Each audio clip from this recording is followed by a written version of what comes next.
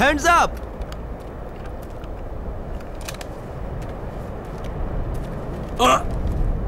साहब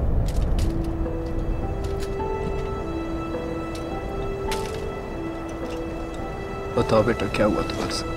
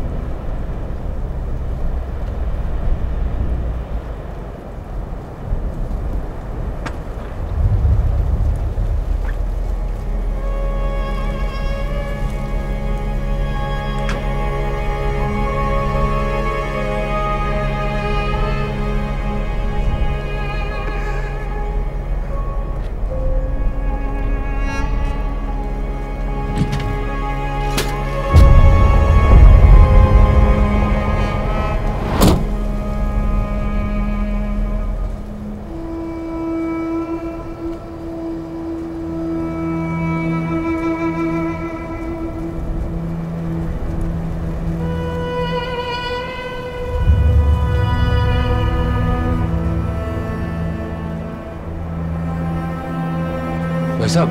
हाँ जी। क्या हुआ यहाँ पर? यहाँ पे टेररिस्ट अटैक हुआ था और बस पे फायरिंग भी हुई। इसमें कोई बच्चा तो नहीं था?